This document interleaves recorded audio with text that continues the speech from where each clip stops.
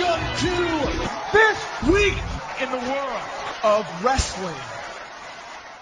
Welcome to TWitWoW, the best wrestling podcast made for wrestling fans, by wrestling fans, on the web today. I'm John, that's my cohort and commentary Ashton, and this is our Lucha Underground review. And, I mean, again, just this show continues to be just the most excellent thing going on in the world of pro wrestling right now. Its presentation, its overall aesthetic is so different from anything that I've seen. The way they did certain fight/beatdown scenes tonight, I thought was fantastic. They were tapping into those cinematic elements that have really made them stand apart, be distinct from other wrestling promotions. The ending of tonight's episode left a lot of questions, wondering where things are going to go. Yet, I think they're juggling another ball, so to speak. The matches were on point. We got some storyline development, within the context of some matches as well. Just another really well-rounded episode, and that's all I can really say about it, because I'm running out of things to really say about how great Lucha Underground is. But, Ashton, what'd you think of it? I absolutely loved this episode, and towards the middle of this show, right after the first match that we had 2 consecutive backstage segments that absolutely blew my mind. And after the second one, all I could say was, it's actually getting better. I don't know how, but it's getting better. Exactly. And that's terrifying, because if anybody, has been keeping up consistently with our Lucha Underground reviews, or, the show, or both, side by side, they know that we rave over this product and that it deserves it. Because, again, it's just, I think, one of the best, if not the best thing going in pro wrestling right now. And it just continues to up the ante. I'm telling you, it's going to get to a point when I'm doing these intros to get us going, I'm just going to run out of things to say and just be like, well, you guys know what to expect. Ashton, what'd you think of it? And that's really how I'm going to feed you into the lines. But with that said, is there anything else you want to say before we get into our first formal segment? No, sir. All right, let's get right into it with Heat of the Night. No heats of the night tonight whatsoever. I loved everything they did here. Can't be any more straightforward than that. What about you, Ashton? I don't think that I could come up with a heat of the night even if I tried. Yeah, it's really getting to that point, I'm telling you. So, with that said, guys, let's not dawdle. Let's roll right on through to our Lucha Underground review. And we have a cinematic open. And if I'm not mistaken, Ashton, it's Chavo Guerrero confronting Dario Cueto in his office. Yeah, the two-faced son of a gun that he is. He freaking goes up to Dario Cueto and he's like, hey, man, just so you know, Black Lotus is going to try and kill your brother. Like, wow, freaking Chavo is the worst. He's the biggest heel, man. He's the biggest heel. Completely antithetical to the Chavo that he presented himself as last week in the segment that we didn't cover because we were late, where he actually protected Angela Fong from entering the temple by herself. She was about to, and he stopped her. You know what, though? He didn't really protect her. It felt sketchy last week when we watched. We went back and watched it, and he basically said, oh, you don't want to just kill him where no one can see you. You want to embarrass him out in front of everybody. You want him in the ring where it really hurts. And right then, we should have known that was just sketchy as hell. I mean, it's the Guerreros, man. This is their mantra. And, we see that, this week. And just he feeds Dario Cueto the information, yeah, she's going to kill your brother. And Cueto is pretty much like, well, how can we prevent this, No, that's the thing, dude. Cueto straight up told Chavo it was your job to keep an eye on her. So apparently Chavo has been a double agent for longer than we know. Yeah, that's crazy to me because, Chavo had, his difficulties in the temple. And he even told Cueto that Black Lotus is hooked up and trained by Dragon Azteca. Who Quato, is freaking horrified of. Yeah, horrified of and certainly aware of. Just thinking, this is getting entirely out of hand. You could see Cueto in his facial expressions, like he knows he's losing control of this situation. Chavo hasn't been performing up to standard ever since, he quit and has been serving as this double agent. And, now I think this is them kind of refining their arrangement because Chavo assures Cueto, well, I've got everything well in hand, we can take care of this, but El Dragon Azteca, he did promise me that my debt would be cleared in Mexico. And then Cueto, he kind of sees what's happening here, that he's being worked, he's being propositioned, so he starts taking out wads of cash because, Chavo, enlightens him that, hey, The Guerreros, our loyalty goes to the highest bidder. Again, what a two-faced scumbag. So Cueto starts taking out these stacks of bills, and then Chavo's like, nah, I want around-the-clock protection in Mexico, I guess from people that want to do Chavo harm. And didn't he say that he wanted something else? Didn't Chavo? No, that was it. No, that was it. And then I guess they had a plan that they were going to put in action, and we kind of see that plan unfold throughout the night. So very interesting stuff. Yeah, really unfolding the layers of the onion that is the entire Black Lotus storyline that's been going on so far, and I love it. Yeah, I love how much progression this storyline got tonight. Because I think, overall, especially when you count Black Lotus directly, this storyline alone got 3 cinematic segments. Yeah, and that's the thing, too, is that up until this point, this story had been slowed to a crawl. We would get it was 1 layer a week, man. And not even every week. It was 1 layer every 2 or 3 weeks. And over the last few weeks, it's been every week, but it's still only 1 layer a week. And now all of a sudden, boom, we get multiple layers in one episode. And it's like overload, but it's the best kind of overload. Definitely. I feel like if they were going to really saturate us with this kind of progression, this is the perfect time. I'm telling you, Lucha Underground is insane with their pacing. I think it's one of their greatest strengths going right now. Absolutely. And yeah, this segment was certainly indicative of that. But we'll get to the later segments when it's appropriate. For now, this is a solid start to the show. Definitely sets a tone that, we got to have all eyes and ears on this product because you don't know what's going to be revealed to you, what you might miss. So how crazy is it that we went an entire week this week without Mil Muertes, Johnny Mundo, Prince Puma, Hernandez, Phoenix, like this huge array of top characters in Lucha Underground. We went the entire episode without having any of them, and I didn't miss them one bit. Exactly. I mean, that's just the strength of Lucha Underground's writing, their presentation, and other people on the roster, with the roster rotation they have. So big ups to them. Good stuff. Absolutely. After the opening cinematic, we had our first match of the night, Jack Evans versus Arhennis. Arhennis is back. And the first thing that happens when these guys are in the ring is Cueto comes out and basically tells them that they both suck. And he tells Arhennis that, he hasn't been around and nobody cares about him, even though he's got a great family, because he is related to Mystices, the former original Sin Cara. And then he tells Jack Evans that you've only had 1 match here and you lost, so you suck too, basically. And then he says, well, just to make this match interesting and something that people want to watch, whoever wins is going to win this Aztec medallion. And then, this is another thing I wanted us to talk about, dude. I went back and I looked. This time when he said it, he said whoever wins this will have great fortune, right? Right. The last time when Phoenix won, yeah, he said whoever wins this will have a chance at immortality.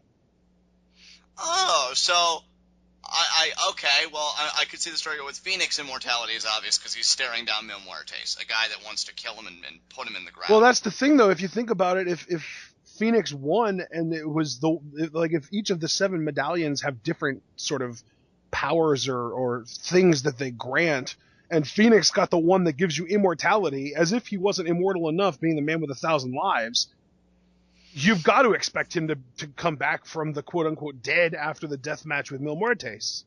I wonder if, any Lucha Underground wrestler is, capable of becoming a god. And I'm asking that with half sincerity, because I know no, Cueto straight up said that if somebody would ever get all 7, that they would have power that rivals the gods. Right.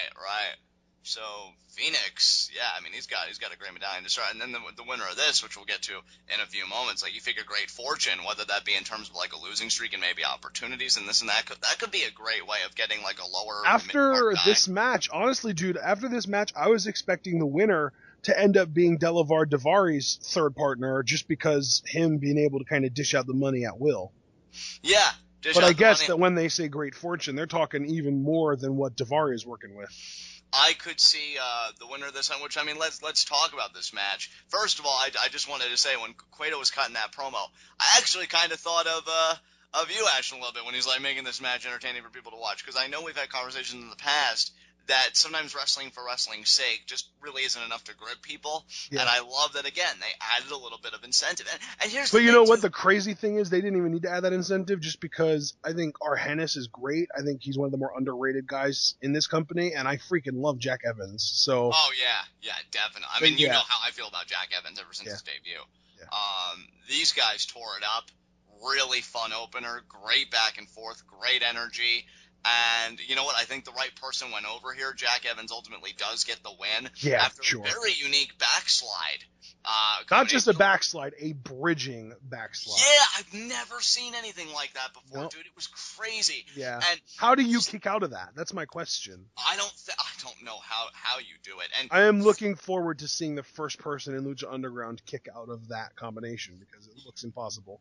Yeah, he needs to use that more, like a lot more, because that was really awesome. But now that I no longer have to dance around the name and everybody knows who won, I could see this medallion being a way to get Jack Evans in the same ring with Prince Puma for that Lucha Underground Championship.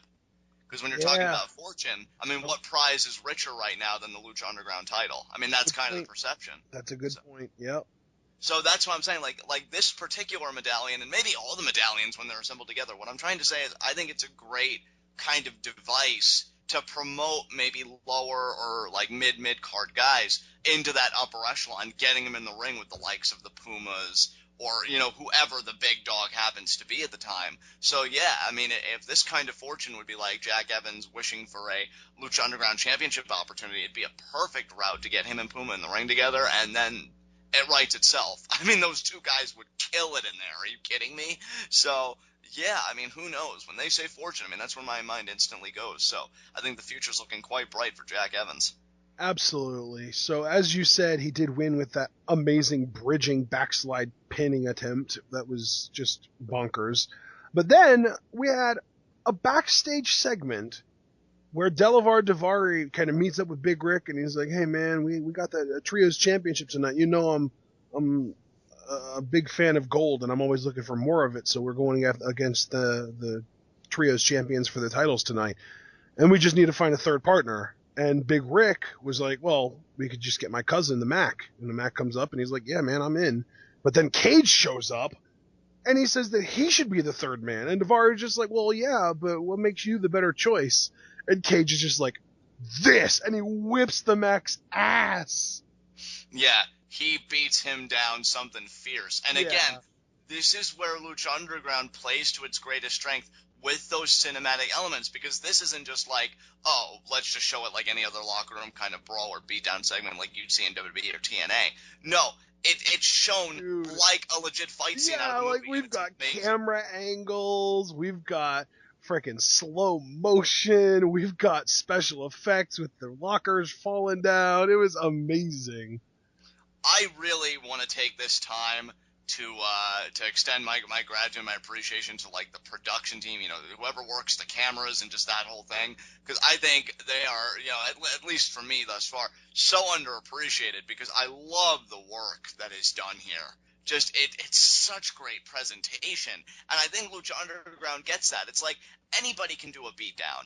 How do we make ours special? How do we make ours unique? And that's you know what my favorite part of this was too? What's that? As soon as Cage throws Big Ryck into the locker the first time, or not Big Ryck, the Mack, as soon as they show that, they zoom in on the Mack's face, and you can just see his facial expression like, oh my god, I am getting beat up in my own locker room, and my cousin is watching it happen. And just his facial expression was so good, and they zoomed in on it at the perfect time. It was amazing. Everything about this was just incredible. Like, I was totally hooked in. It really showed me that Lucha Underground knows how to set itself apart from other people. Because, again, it's like I said just a few moments ago, anybody can do a beatdown. Anybody. But I think it's how you present it to the audience that's going to make them say, oh, my God, that was compelling television. And then DelAvar Daivari afterwards said, well, you're in. Like, he was so enthused after seeing the Mack just broken lying there. You know what? He was enthused, but at the same time, he was nonchalant. He was like, holy shit, you just beat the hell out of that guy. I guess I'm going to have to give you a spot. No, it was just, well, you're in.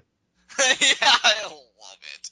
And then Big Ryck just kind of looks over at the Mack. So you got to wonder if, because at first I thought, Big Ryck is so disappointed in his cousin.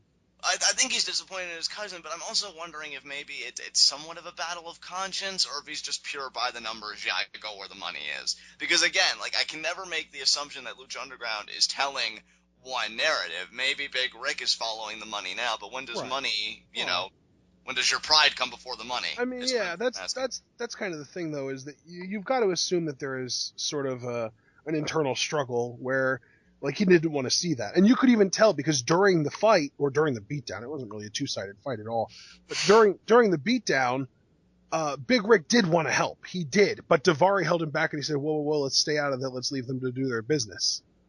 Right, yeah. He restrained him. And you gotta wonder, because, I mean, we had, I think it was 2 weeks ago, maybe 3, I'm trying to keep track, when the Mack was asking Big Ryck about, that money that he was counting and everything, and Big Ryck gave him that. Yeah. I goes on the money. So we know that something is happening between these two guys. So I have 2 questions. A, obviously, what's the end game? I mean, it's the most common question in wrestling. What's the finish with these 2 guys going to be? And B, is Killshot going to get involved at any point? I mean, he was a part of the original packaging when these guys came in, as this family. So I'm wondering if he's going to, like, serve as a mediator, if he's going to side with Ryck, if he's going to side with the Mack. I'm wondering if Killshot's going to play any part in this whatsoever. Honestly, dude, I almost feel like this might have been the end game because I don't feel like there's going to be, like, this big payoff where the Mack finally decides to upend his cousin and prove that he's the better fighter. I think that the payoff is the Mack is a babyface now. Yeah, and you know what? That's good enough for me because I see huge potential. I cannot stress that enough in the Mack going on his own as a babyface. The crowd, I mean, they're already in love with him, but now if you really cultivate him and work on him and give him those matches and programs, oh my God, dude, he could be like another Son of Havoc in that sense where I could see him climbing in the ring with Puma in no time at all. Yeah, that's crazy. The thing though, is like you say, what's the end game? That's kind of, I think, what it is. I think that what we just saw was the end game because you kind of get that moment in time where the Mack just got beat down by Cage, and Big Ryck kind of has this moment where he's like, well, he is my cousin, but I go where the money is, and he just sticks with Daivari, and this is kind of the moment where we see, all right, well, I like the Mack, I really like that guy, I kind of want him to succeed, but now I really can't stand Cage and Big Ryck and Daivari. So yeah, it was like that splitting where now Big Ryck and the Mack are sort of 2 separate entities, and we're going to have to try and disassociate them in our own minds. And you know what? If this is the end game, I love it all the same because I think it shows not everything has to be made into a full-blown production. Yeah. And that we just if this wasn't a production, I don't know what was. No, I mean, you get what I mean, though. Like, you just mean like a full-on, multiple month storyline. Yeah, exactly. No need to drag this out when you just got your ass whooped. Yeah, okay. And then I think that's what the beautiful thing is with Lucha Underground is not every blow-off has to be a match. Right. So, after that, though, we had yet another amazing backstage fight sequence. Chavo tells Black Lotus she's in a locker room, and he tells her that Cueto has agreed to let her compete, and her first match is tonight. Yeah, I mean, at first I was shocked, but Black Lotus doesn't seem too phased. In fact, she's kind of got a look on her face, and then she starts attacking Chavo. She knows what's up. No. He went to throw a punch, and she opened her locker into his fist. That's right, yes. He tried to attack her. She saw it coming. Yeah. She opened the locker. His fist collided with it, and then she went on the offensive. Yeah. And, she put a hurt on she beat the living shit out of him, too. Yeah.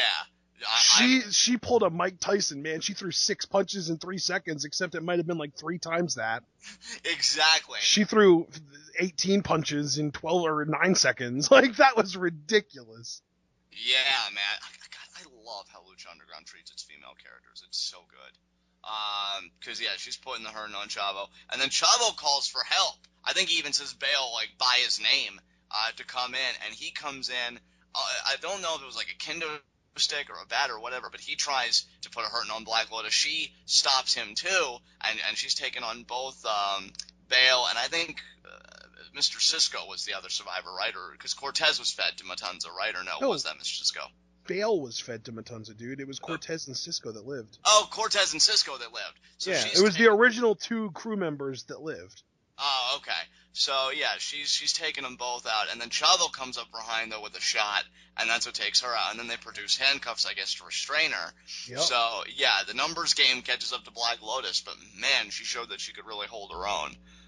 And it was only the numbers game because Chavo recovered before she finished, or I guess as soon as she finished, destroying the other 2 members of the crew. Exactly. So now, I guess, as Bale leaves, is Chavo now like a 3rd member of the crew? Like, are these 3 a unit now? I'm guessing so. Because it kind of feels like, I love that they're, like, the crew has gone from, the two guys that have been the only constants have been Cortez and Cisco. Those are the only two guys that have been in the whole time. But throughout the entirety of Lucha Underground, we've gone, as far as the third man goes, we've gone from Big Ryck to Bale, now to Chavo. So I like that they have a three-man thing continuing, but it's just they're constantly rotating that third guy. Yeah, and you got to imagine that, Cortez and Mr. Cisco are going to be, Chavo's round-the-clock protection, so to speak. That's such a useful thing that they can do. Yeah, I mean, obviously, but right, nonetheless. Because I'm sure there's nobody that'll possibly get by them. Yeah, absolutely not.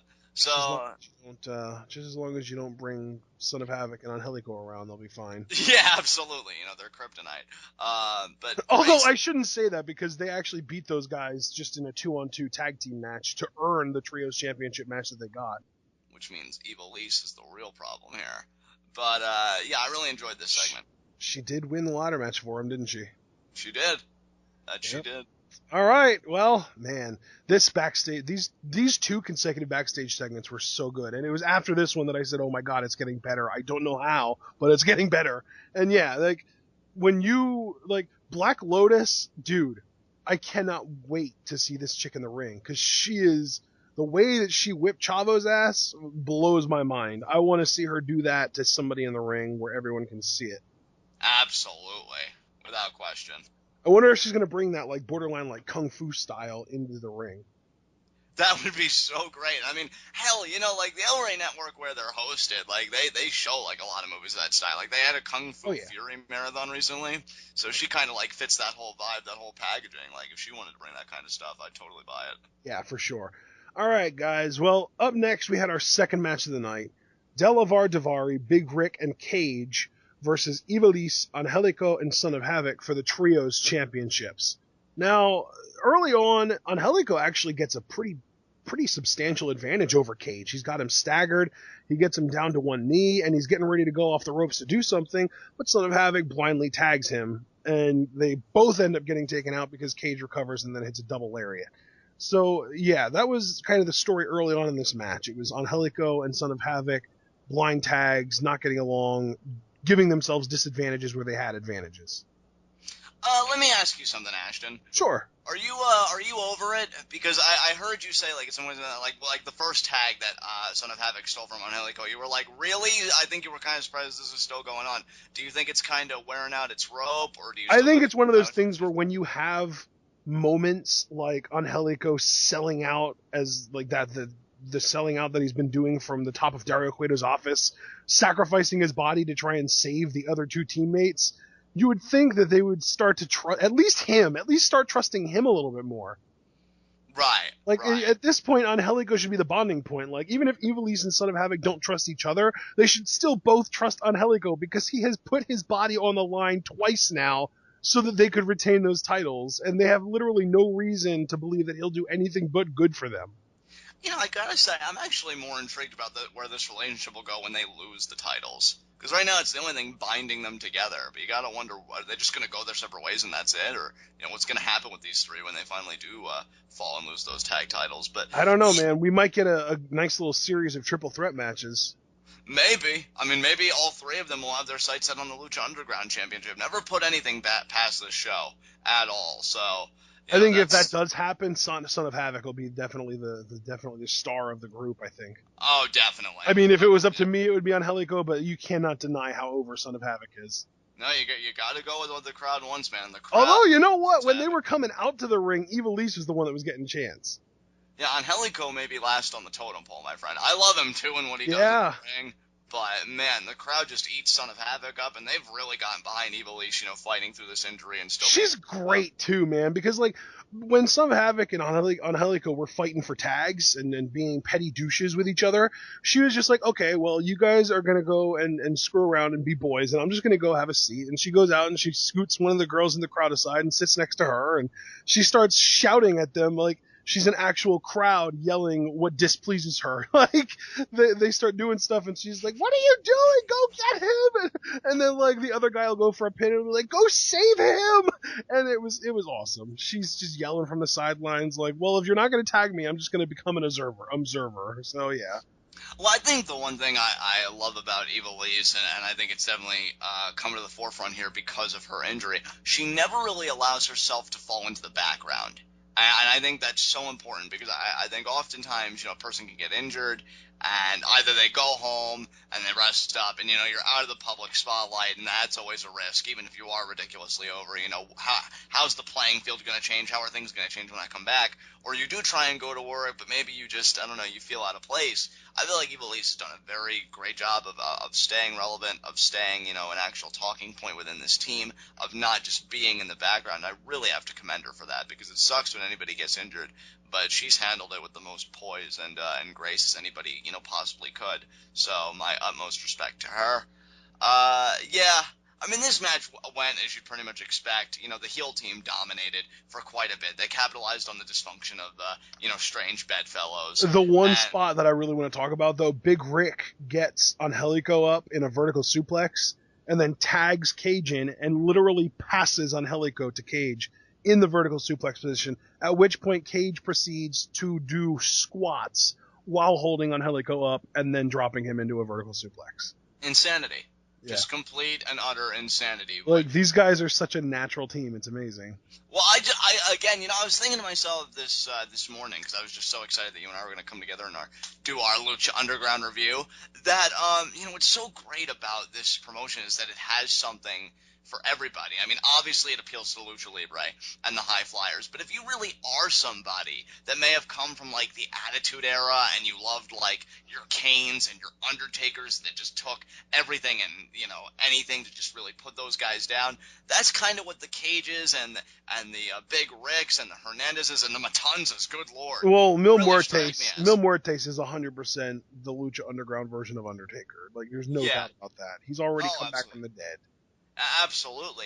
I feel like, they really do have something for everybody. And just spots like that for people that love the monsters, that love just the unstoppable. For Cage it is appropriate, the unstoppable machines. There you go. And it's just awesome to see. But ultimately, as good as these guys were working and capitalizing on the dysfunctions of strange bedfellows, it was not to be, as Tejano would make an appearance. First, it would start with Ivelisse distracting DelAvar Daivari, who just threw her off the apron. He was done with her. And when Big Ryck was getting to do a big clothesline, I believe, to Angelico, he got hit with the cowbell by Tejano. Yep. And then Tejano used that same bull rope to take out Daivari, and that's when I believe it was Daivari that got pinned, after the shooting star press from Son of Havoc. You know what, though, dude? That's the thing. It wasn't just Tejano. We've got to give some credit to Ivelisse here. Yeah, again, she also did a great distraction job. Yeah, absolutely. Like I said, she was on the apron. Daivari grabbed her, by the throat, and he threw her off the apron. But that, Big Ryck kind of took his eyes off when he was about to do the whole lariat to Angelico, and that's what allowed him to get hit with the bull rope. Yep. And then Daivari. It was an entire sequence. It was Ivelisse, then Tejano, then Angelico doing his nuts stuff with the gigantic knee in the corner, and then diving over the other corner, and then you get the finish, Son of Havoc with the moonsault, or the shooting star. And these guys retain again. Yep. Yeah, I love it, man. These guys keep rolling on. Who's next? They might not be the best team, but they're definitely the luckiest team. Absolutely. But how long is their luck going to last? That's the question that looms over their championship reign, so. Yeah, absolutely. Up next, though, we got our third update in the Chavo Guerrero storyline tonight. He and the crew bring back Black Lotus to Cueto's office, and Cueto is quite pleased, man. He gives him a smile, and he basically says that he has a perfect spot for her across from his brother, so he'll never be lonely again. Ooh, that's as ominous as it gets, isn't it? You gotta wonder. Hey, I guess that means that they're not going to kill her. No, not yet, anyway. And you gotta wonder when El Dragon Azteca, because, he knows that, Chavo Guerrero, he knows what the Guerrero family is all about. You gotta wonder when he's gonna want to check up on Black Lotus for himself. when he's going to get wind of this betrayal. I'm thinking pretty soon we're going to see El Dragon Azteca try and break into the temple to save Black Lotus. At least that's my call. So we'll see. I've got to wonder, honestly, if Chavo is a double agent. So you think he may be a good guy after all? Let me just be clear here. I think that he sees, again, going by the Guerrero thing, I think he sees a full pardon as a little bit more valuable than around-the-clock security. Right. Because if you have a full pardon, you don't need security. Whereas if you have security, you've still got people angry at you. You just might not necessarily get hurt by them. So let me ask you this then to kind of set the scene. Do you think, because we have Black Lotus currently restrained and she's sitting across from Matanza, do you think on a future episode we could have a cinematic scene where Chavo goes down to the holding area where Black Lotus and Matanza are, he frees Black Lotus so then she can freely confront Matanza? Yep. Something along those lines, man. I'm telling you, there's something sketchy about this whole thing, because since Chavo Guerrero got involved, nothing has really sort of 100% lined up. Because, right. I mean, last week he goes up to her and he's like, hey, you don't want to attack him while he's in the dark. You want to do it in front of everyone where they can see it. And she agrees to it. I mean, first of all, it makes no sense that he would say that. Second of all, it makes no sense that she would agree to it. And now this week, he tells Quato what's going on. He tells Quato everything, so it's like, oh, okay, so he's working for Quato, right? But then he proceeds to basically just kind of get her to Quato's office where Quato can just send her down to where she wants to be in the first place. Yeah. I mean, again, my one creed with this show, question everything. Yeah. And yeah, even this Chavo thing, it's not as black and white as, people may want to take it. And I get the urge. I still have the urge when watching this show because I've been conditioned with pro wrestling storylines over the years. Oh, this is how it's going to go. Lucha Underground has completely shaken my foundations on everything. And that's probably the biggest compliment I could give this show because I mean it in a wholly positive way. So we'll see where Chavo's loyalties truly lie. The truth's going to come to the surface eventually, and we're going to know where everybody stands. But for now, we know that Black Lotus is sitting right across from the monstrosity that killed her parents. She has got to be boiling in a rage right now. And so that's my thing, man. I'm telling you, why in the world, knowing that she wants to kill Matanza, why would Cueto put her in a room near or with him? Well, I think that speaks more to Cueto's personality. What does he love more than anything else? Violence. Yeah. And he's creating a potential environment for violence. Cueto enjoys this shit, dude. He's a Vince McMahon the ultimate sadist. Yeah, he's a Vince McMahon type character in the sense of that he is maniacal and has a sadistic streak, and he is intelligent. Don't get me wrong. I mean, Cueto's no idiot, but at the same time, I think he doesn't always make the smartest decisions in the name of violence. He's more sadistic than he is intelligent. Exactly. So yeah, good stuff, man. All right, well, up next, we've got our third and final match of the night, our main event, Pentagon Jr. versus Sexy Star in a submission match, and this was brutal, man. Dude, I loved it. It was a one-way match, though. It was brutal on one end. Sexy Star got a little bit of offense on Pentagon, and it was good, but none of her offense on him looked anywhere close to as painful and just brutal as 90% of the stuff he did to her. Yeah. And two things I really liked. I liked the tone of the matchup because you had Pentagon Jr. who was about to cut a promo, dedicate this thing to his master, but Sexy Star was like, well, screw that, and she immediately, goes on the jump, starts assaulting Pentagon Jr. Second, do you know what, though? Before we even talk about the rest of the match, can I just say I love that as a mind game tactic from Pentagon? Yeah. He does three things here. First of all, he discredits her because as soon as he turns his back to her, to start cutting a promo about her, about what he's about to do to her. It's, first of all, like I said, completely discredits her because it's well, he turned his back on her, so why? Obviously, he doesn't even see her as a threat.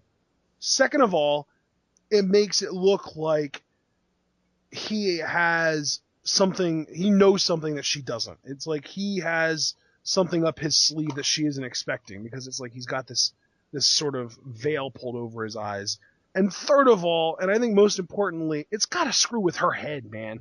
knowing that he is literally telling people, I'm going to break this woman's arm, I'm going to sacrifice her to my master, and she's literally right there watching and listening to him say it as he's saying it. Yeah, man. Yeah, I'm telling you, Pentagon Jr. I think is really. I mean, if he isn't already there, he's certainly quickly becoming one of my favorite characters on this show. You know what's kind of crazy to think about too? What's that? These two, Pentagon Jr. and Sexy Star, are the AAA mixed tag team champions right now. Oh, that's right. Yeah, that is crazy to think about. Wow. And yet, didn't somebody, one of our commenters, say, I wish I could remember who so I could give proper credit, didn't they even enlighten us that Sexy Star is a heel in AAA? Yeah.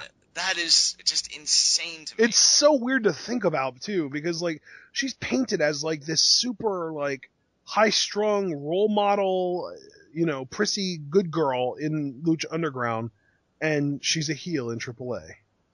Yeah. Unbelievable. Second thing I have to say here, because, I mean, I've just always been that guy as a wrestling fan for 10 years. Pentagon Jr.'s wrestling acumen in terms of submission holds, insanity. Like, the holds he was doing tonight, I'm like, man, what? Because I think we all knew that Pentagon Jr. was a very well-rounded wrestler. Like, I think he's got such an upside. I never knew, though, he was that well-versed in submissions. Dude, Honestly, the one submission that he did where he held her head in between his knees and then put her into, like, almost like an upside-down sharpshooter. yeah. Oh, my God. Or that other submission he did like a few minutes later in the same match where he's got like her legs all contorted and locked up, and he did like this whole sequence together. And I'm like, man, and somebody where we were watching Lucha Underground asked a question that I would love to know. I would love to know who trained Pentagon Jr. or like you know who, you know, where did he go, who oversaw his training, you know, all that stuff, because that was just crazy seeing some of the sequences he did. Yeah. So yeah, well, I'll tell you what, I'll look it up right now. Well, I'll just trained by Gran Apache.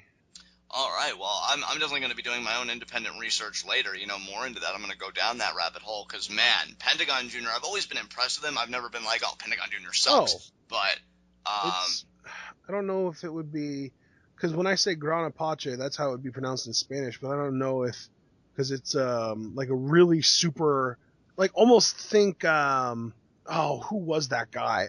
Never mind. You know what? I'm going to end up wasting time here. It basically looks like a super stereotypical Native American. Okay. But again, who was the old guy in WWE that used to do the same shtick? Old guy in WWE. Tatanka. Yeah. It looks like an even more stereotypical version of Tatanka. All right, well, that'll be a great place for me to start. But yeah, my point being, I've always respected Pentagon Jr.'s in-ring work and stuff, and his packaging and everything, you know, the cinematic, like, backstories they'd give him.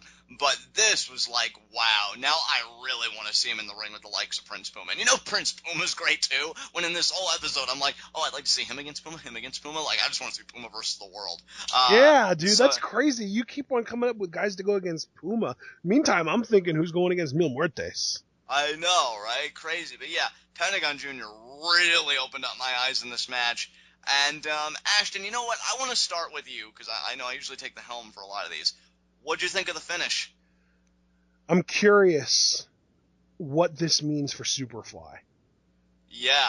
Because for those of you that don't know, that didn't watch, and that listen to us without watching the show, first of all, you're making a mistake, but I appreciate viewership. Second of all, Superfly interfered. He came in while Sexy Star had Pentagon Jr. locked into... it was a half Boston Crab, and attacked Sexy Star, and literally just served her up on a silver platter for Pentagon to put her into a package pile driver, and then he ended up winning with a... what is it? The surfboard? Yeah, the surfboard. Yeah, the surfboard, but then he put her in like a headlock at the same time, and it was just nasty looking. But yeah, so now Superfly is a heel, and he might be running with Pentagon Jr. and whoever his master is.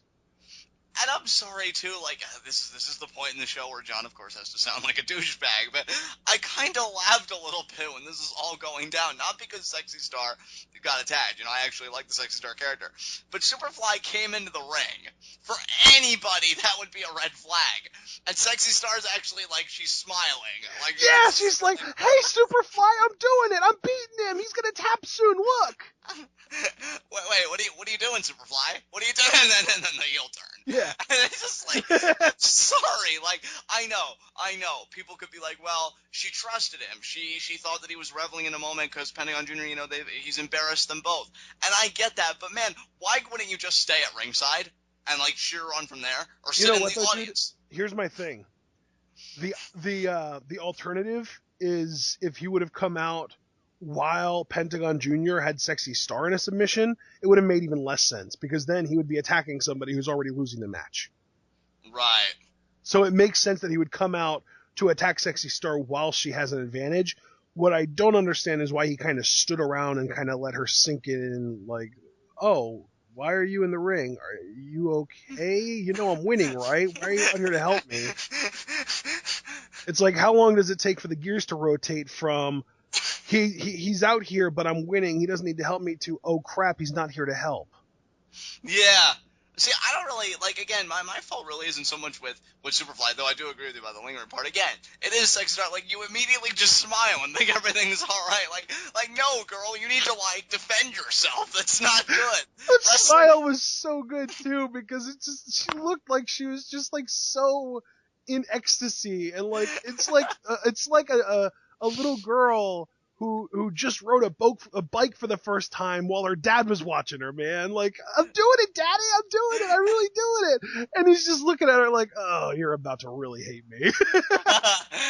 And that's pretty much it. And see, here's the thing, now kind of shifting the focus a little bit to Superfly, the character, what I love about this, it's so easy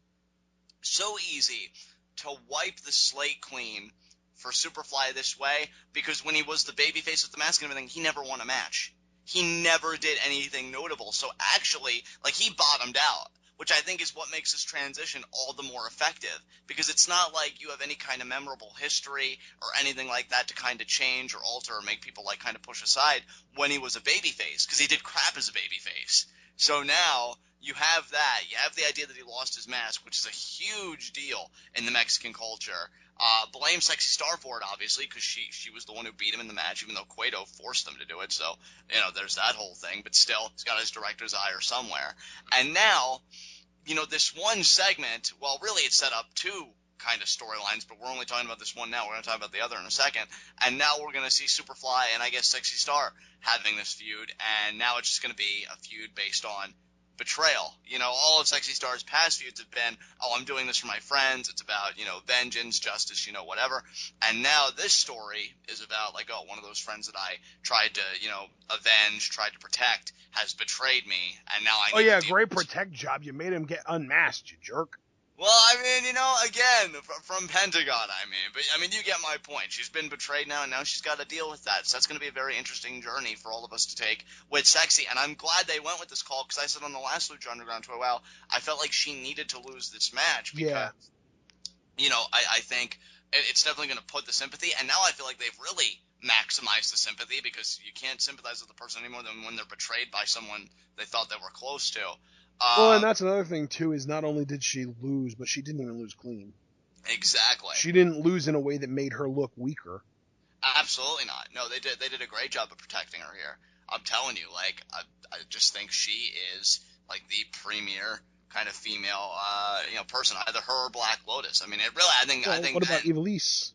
Ivelisse is doing great things, but man, I don't know. Like, I keep thinking. Hey, man, say what you will, she has a win over our Angelico. That is true. That is very true. Well, I guess I shouldn't really say anything. Although, you know what? No, because Angelico took Johnny Mundo to the freaking limit. Yeah, he did. Yeah.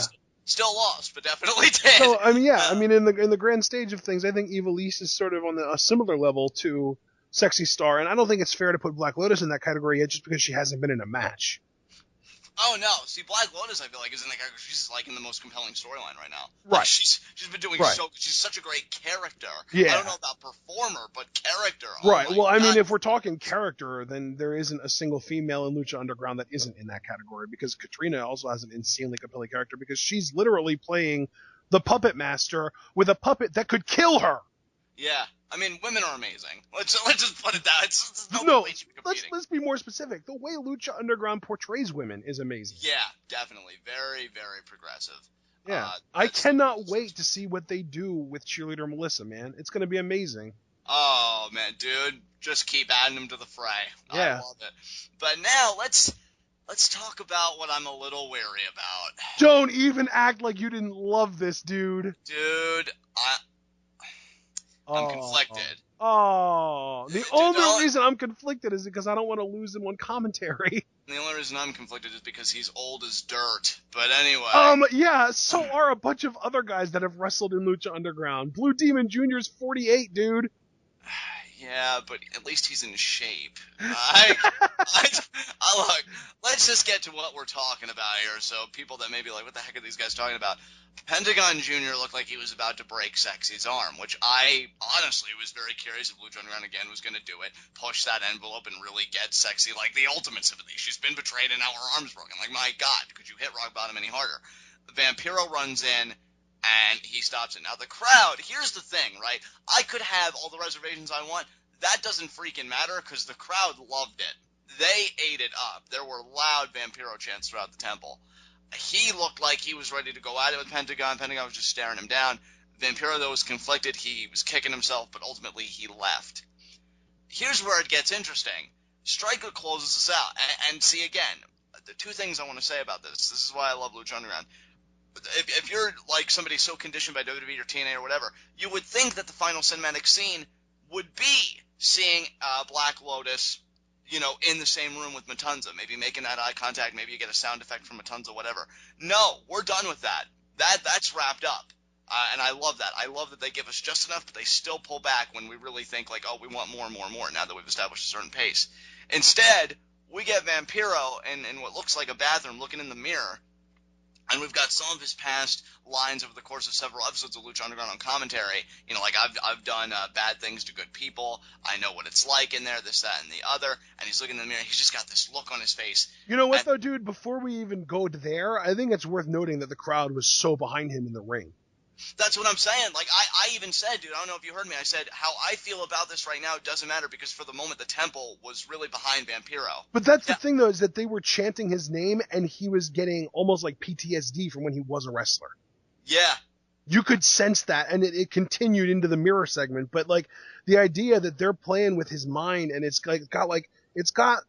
does feel like a PTSD thing where he is having all these flashbacks to when he was a wrestler to sort of, and then like he backs out of the ring with Pentagon because he doesn't want to get into another fight. Like, it's just the mental state that they're playing up with him is so good to me.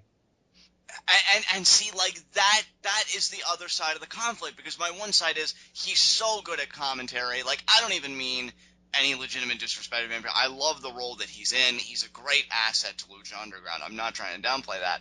But if we're going to try and overextend that asset, overextend that role, I do become a bit concerned. But at the same time, I love the story they're doing here because it got dark, dude.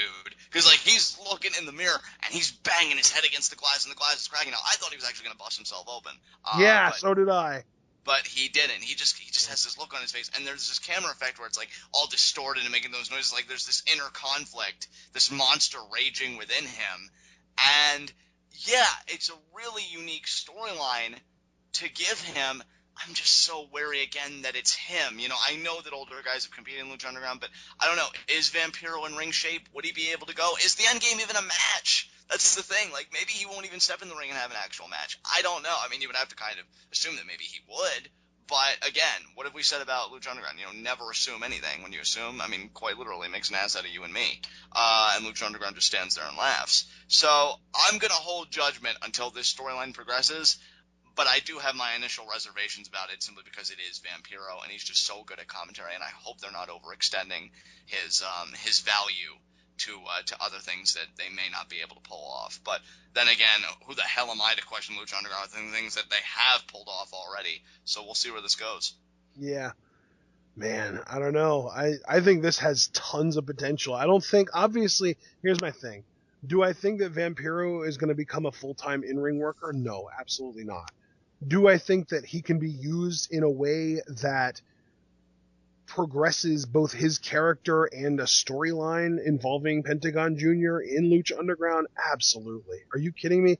I mean, I could just imagine at one point, you've got to imagine if he keeps on preventing Pentagon Jr. from making his sacrifices, something is going to happen. And you know it's what? Also, can I just say, it's curious to me that Pentagon Jr. backed off the way he did. That is. I mean, I Because think Pentagon Jr. wound up a fist to take a swing at Vampiro, but it's almost like when he saw who it was, he backed off and he stepped away. And he kept on acting like he was going to punch him, but he never went for him. He actually let Vampiro get out of the ring uncontended or uncontested. Now, I'm going to phrase my question very carefully. Do you think either Vampiro or whatever Vampiro is wrestling with inside could be Pentagon's master? I don't know. And I don't either. And that's the beauty of it, right? Because that's what's going to keep me along for this ride, despite any reservations I have. You would think, though, that if Vampiro was Pentagon's master, you would think that he would not have prevented him from breaking Sexy Star's arm, because that's another sacrifice to him, in this case, if he is the master. Not once, but twice, because remember, Vampiro almost prevented it before, but I think somebody came in on Pentagon Jr.'s behalf, but Vampiro I think that was with Superfly, and it was Sexy Star that made the save then. Right.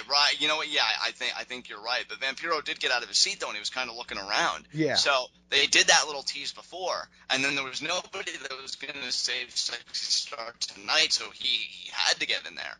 And, yeah, like but you said, that's the thing, though. Chanting, him just being in that environment. Yeah, I mean, if Vampiro really is the master of Pentagon Jr., there's no reason for him to prevent him from breaking anyone's arm, because that's more sacrifices for him. You know what I mean? But then you have to wonder again, like, I wonder what Vampiro wrestles with. That's right there. That's the most poignant thing that's going on right now with this whole storyline. Right. So, I think just even us talking it out has even made me put even more stock into it. Let's see what Lucha Underground can do. Hey, again, what have I said about this brand over the course of the last several TwitWoW reviews of this show is I love their confidence. They are so confident in themselves and the storylines they can execute. And clearly, if they're going to use Vampiro in a different way and have him interact with Pentagon and have his own inner demons, as he describes them, come to the surface, for all of us to see, it's just them displaying that confidence again. And I really, with the stuff they've pulled off, I have no right to question them. They've got my trust and support. Here's to hoping they have another killer storyline set up for us. Yeah, definitely. All right, guys. With that said, let's move on to our final segment: high spots and low shots. You know what? I'm going to say my low shot is Arhennis. You had a matchup with a medallion at stake that was going to bring great fortune, and you ended up losing to Jack Evans. Looks like that your poverty as far as your wins and your losses is just going to continue at this point. Arhennis just can't seem to get it together. I mean, Quato alluded to the fact he comes from this great family, but it's just not clicking for Arhennis. So we'll have to see how he responds to these misfortunes, but tonight wasn't his night. Yeah, I can dig that. I'm going to say my low shot for the night is DelAvar Daivari, Big Ryck, and Cage, that team. Because they were going against Ivelisse, Angelico, Son of Havoc. Not only were they not getting along, but Ivelisse basically decided not to participate. They should have been able to win, but they got screwed by Tejano. That's true. Yeah, it seemed like they had all the pieces in place. Much like the crew, the title served up to them on a silver platter, given who they had and how dysfunctional the opposition was. And one man in his bull rope cost him everything. Well, and that's another thing, too, is that it's not like Dario Cueto goes around handing out championship matches for free normally. This is a weird sort of the exception, not the rule, and they didn't do anything with it. I just think because, Quato hates who the champions are. And, I mean, Daivari coming from a place of wealth, Quato probably identifies with that. Well, and not only that, but I'm guessing Daivari probably paid Quato off to give them the good match. Absolutely. You know what? My high spot, despite my reservations, I'm really going to show my confidence. I'm going to make my high spot Vampiro, because let me tell you something. in an episode dominated by Black Lotus, Chavo, and even though he wasn't present, Matanza, because he's kind of like the big end game for Black Lotus and everybody here. It's Vampiro who I'm most intrigued about now. Yeah. Because of my reservations and the conversation that you and I had, which really eased my reservations and got me even more excited. I've got to pay Lucha Underground respect. I've got to pay Vampiro respect for doing this. He's my high spot, because when you emerge the talking point, I think that says everything in a show like this where so many of them emerge. So, good job, Vampiro. I'm excited wherever the storyline takes him. Let's see where it goes. I'm curious Absolutely. who your high spot is, though. Who you got? Oh, my high spot's easy, man. My high spot's Jack Evans. Yeah, man. He won a match tonight, and not only was it a match, but because apparently he sucks so much that Dario Cueto had to make this match more interesting. He also, not only did he win this match, he also won one of the Aztec medallions, and it's the one that brings great fortune. Yeah, absolutely. And again, my musings on the Medallion of Great Fortune and how that can be used. So we'll see if I'm kind of on the nose or if, as per usual, Lucha Underground, I'm way off the mark. But regardless, Jack Evans has all the power here, and that is what's worth talking about. Absolutely. So, with that said, Ashton, do you have any concluding remarks about tonight's episode? Oh, sir. All right, guys, with that said, this has been Lucha Underground. This has been TWitWoW, the best wrestling podcast made for wrestling fans, by wrestling fans, on the web today. I'm John. That's my cohort and commentary, Ashton. Guys, be sure to comment and subscribe on YouTube. You guys have been amazing lately with your feedback and your viewership. Please keep it up. We love to see you guys interact on all of our videos. Keep it here. What was your favorite moment from Lucha Underground this week? What do you think of the developments between Chavo Guerrero, Black Lotus, Dario Cueto, and Matanza? Quite a messed up, bizarre square we have there, isn't it? Where do you think the medallions will lead? How do you think Jack Evans will benefit from this medallion of great fortune? And, the biggest question, come on, guys, what do you think about Vampiro? Is it a storyline you're worried about like myself? Are you fully excited for it? What possibilities do you see? Be sure to take the conversation over to Quato, an amazing pro wrestling group on Facebook. Lots of Lucha Underground fans there. I'm sure they'll be just as excited to engage about all these storylines with fellow Lucha Underground fans. But I understand if you're not the biggest socialite and you want to keep it minimal and you want to talk to just me and my cohort and commentary here, Ashton's got you covered. He's made a TwitWoW subreddit where you can talk to him and I exclusively about all topics relating to wrestling, our videos, any outside content, whatever your heart desires. And we will see you again for our NXT review, where Alexa Bliss will go one-on-one with Carmella. So the question presents itself, folks. Will Alexa Bliss bedazzle the NXT universe with glitter, glitz, sparkle, bliss? Or will the Princess of Staten Island expose Alexa Bliss and Blake and Murphy as SAWFT Soft? Until then, tune in and peace out.